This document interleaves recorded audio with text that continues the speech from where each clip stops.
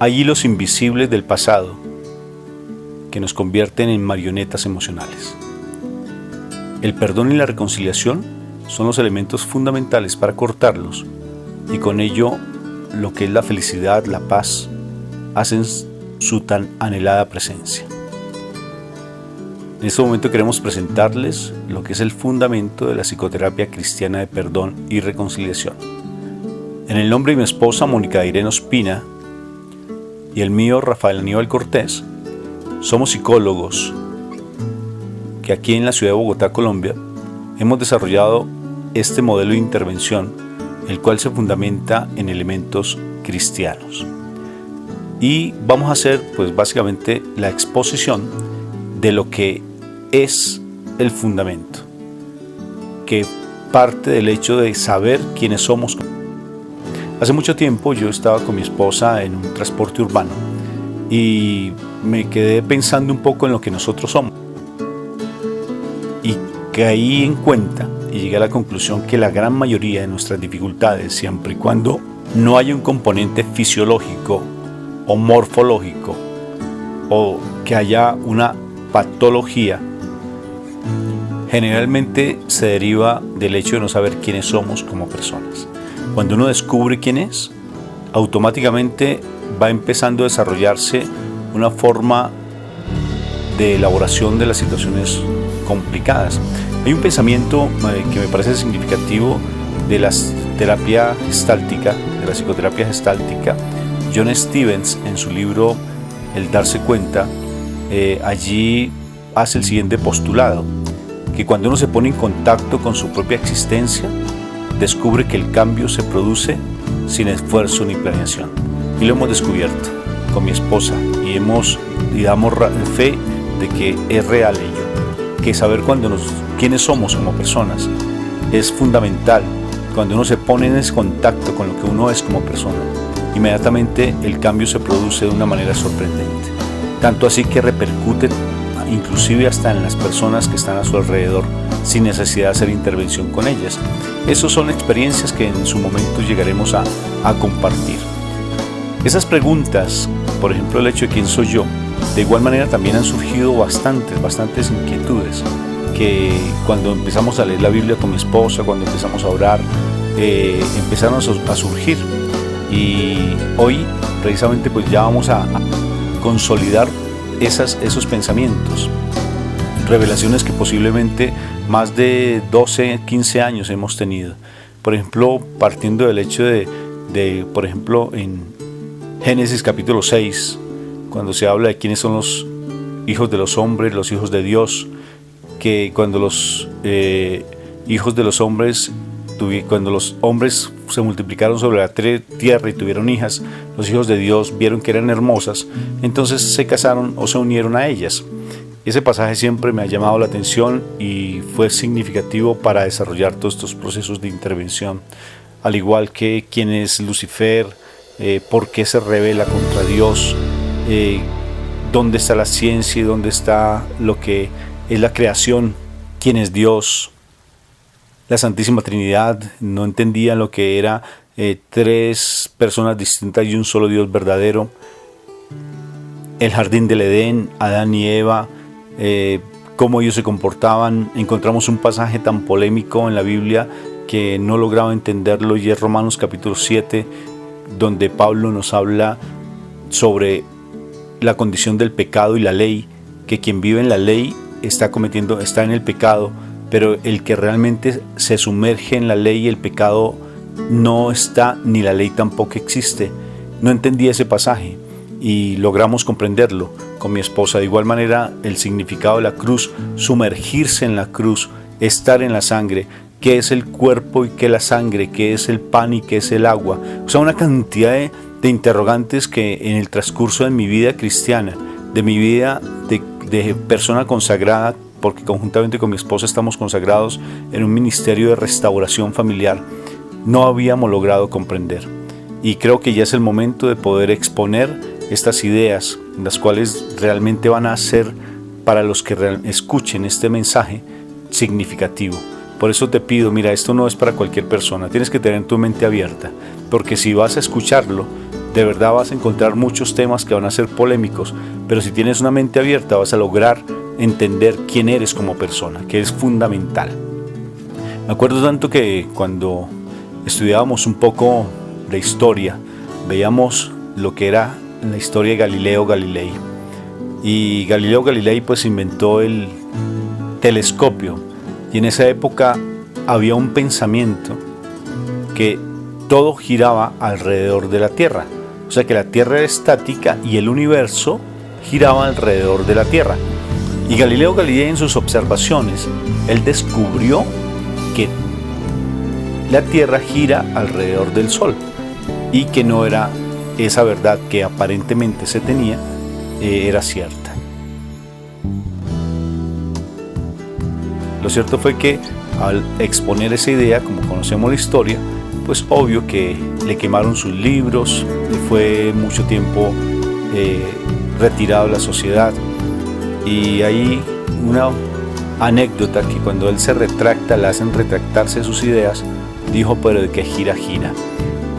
Muchos pensamientos, debido a nuestros miedos, temores, a principios que han generado tanto hombre, tanta división, hace que realmente nosotros no seamos capaces de averiguar. Toda mi vida me he preguntado desde muy pequeño, siempre me he cuestionado de muchas cosas significativas. Y pienso que ahora realmente el Evangelio se me abre de una manera impresionante y ha sido bien significativo. Por tanto, la primera pregunta que surge, porque todo el diálogo que voy a tener van a surgir muchas preguntas, es ¿quién soy yo como persona? Esta pregunta se la he hecho a muchas personas, incluso en una oportunidad alguien me dijo, mira Rafa, tengo un problema de identidad sexual y honestamente me siento muy feliz. Le dije, entonces, ¿cuál es el objeto que tengas que hablar conmigo? ¿Para qué me buscas? Digo, porque me parece que es importante que tú me orientes un poco frente a la vida. Le dije, perfecto. Entonces yo le pregunté, mira, ese es un test de verdad que a todas las personas les hago. Dime quién eres tú. Y a él le hice esa pregunta y él me contesta, pues yo soy un ser de la creación, soy una persona muy feliz, identificado frente a su rol sexual y realmente pues sé quién soy. Le dije, ¿tú sabes quién eres? Entonces tú me dices que tienes esa tendencia homosexual. Me dijo, sí. Le dije, pues estás confundido. Me dijo, ¿de verdad? No, yo soy así. Le dije, dime quién eres. Entonces cuando le dije que él estaba confundido fue muy curioso, porque entonces empezamos a ahondar en su vida y yo le dije, ¿tú eres feliz? Me dijo, sí, claro. Y le hice otra pregunta, ¿cuántas veces has intentado quitarte la vida? Y él calla y me dice, muchas veces. Le dije, ¿por tanto eres feliz? Me dijo, realmente no. He tenido muchas depresiones, muchas situaciones difíciles. Y luego seguimos ahondando hasta que él logra descubrir quién es. Como persona se siente seguro frente a lo que... Pero es sentirlo, no solamente es darlo desde la lógica, desde la razón, sino que él lo sienta en su corazón. Y cuando él lo descubre, inmediatamente me dice, realmente yo sé ahora sí quién soy. Y no soy lo que toda mi vida he considerado. Entonces le dije, ¿y ahora qué tienes que hacer? Y él me contesta, tengo que ir a perdonar a la persona que me hizo daño en mi pasado, ¿verdad? Le dije, sí. Es como si el disco duro de nuestro cerebro girara y empieza realmente a descubrirse, es el darse cuenta, es ese insight, es la catarsis que se hace de algo que está en nuestro interior y que tal vez con el tiempo nosotros le hemos echado tierrita, como se dice vulgarmente, lo hemos ocultado, pero que está haciendo un efecto muy fuerte y está presionando nuestro comportamiento. No sabemos en ocasiones por qué nos comportamos de manera depresiva, agresiva, por qué incluso económicamente no nos va bien, porque tenemos situaciones tan difíciles con nuestra pareja, porque tenemos situaciones con nuestros hijos, inclusive en el trabajo no nos va bien y encontramos soluciones aparentemente fáciles, como decir no convivo más con mi esposa, no quisiera seguir viviendo ya en esta situación y prefiero renunciar al trabajo. Incluso pensamos en llegar a quitarnos la vida y ha sido una constante y es en la medida que no tenemos un sentido de vida. El sentido de vida parte, el fundamento del sentido de vida es descubrir quiénes somos como personas. En una ocasión, una mujer llega al cielo, murió y va al cielo y se supone que San Pedro tiene las llaves del cielo. Se le acerca a la mujer y San Pedro le dice, ¿cómo está, señora? Y ella se acerca muy alegre y le dice, no, pues vengo aquí para el cielo. Perfecto, para que tú puedas ingresar al cielo, le dice San Pedro, tienes que decirme quién eres como persona. Ella quedó sorprendida, vio la puertica pequeña del cielo, dijo, claro, fácil, yo soy Doña María. Pedro se sonríe con un poquito de picardía y le dice, no te estoy preguntando por tu nombre, sino que me digas quién eres tú. Y ella se queda pensando un momentico, pero la puerta la veía como que se le estaba alejando. Y ella dice, no, pues yo fui en la tierra una mujer muy comprensiva, cariñosa, afectiva, amé profundamente a mis hijos, fui muy buena esposa, trabajadora. Tuve algunas dificultades, pero la mayor característica mía fue la bondad, la caridad. Y San Pedro le dijo, uy, qué bueno, me parece que han sido cualidades muy hermosas de tu personalidad y lo que es la respuesta a lo que tú eres. Pero necesito saber quién eres tú. La señora se sorprendió y se puso a pensar, ahora qué le digo yo a él para poder ingresar al cielo.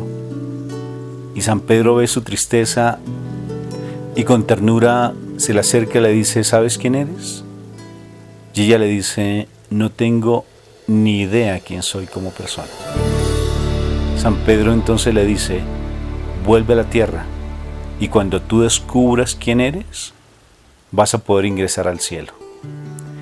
Ese cuento, ¿cómo me ha llamado la atención? Porque realmente cuando uno descubre quién es, volvamos a esa frase, cuando uno se pone en contacto con su propia existencia, cuando uno sabe quién es como si uno estuviera tocando el cielo. Porque se abre el horizonte de una manera impresionante, se abre la palabra, se abren las relaciones interpersonales, empieza uno a descubrir que los problemas que aparentemente tiene no son como realmente han sido toda la vida, sino que adquieren una dimensión diferente. En ocasiones nos sentimos como andando en un mar completamente desubicados, con unas tormentas impresionantes, donde siempre hay vientos huracanados, nos llevan de un lado para otro, sentimos que a veces no podemos, que estamos a punto de claudicar ante las dificultades y realmente pensamos, como decimos aquí en Colombia, tirar la toalla. Pensamos en ocasiones no continuar siquiera con nuestra propia vida, no continuar con nuestro esposo, esposa, no seguir realmente en esas situaciones tan complejas y preferimos a veces de verdad salir corriendo. Esos vientos nos llevan para donde quieren. ¿Y por qué? Porque no sabemos quiénes somos. Como les compartí al principio, esa es la primera pregunta que siempre hago en mis procesos de intervención. ¿Quién eres tú? Y yo te pregunto ahora que tú estás escuchando este audio, ¿quién eres?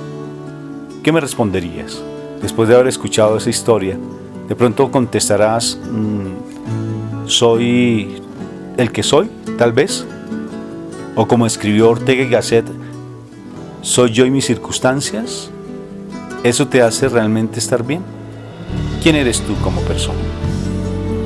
Como se dan cuenta, es el fundamento de la intervención, es el fundamento de la psicoterapia cristiana de perdón y reconciliación. Escucha la siguiente historia sobre un árbol que no sabía quién era y ve pensando un poco en esa pregunta. ¿Quién eres tú como persona?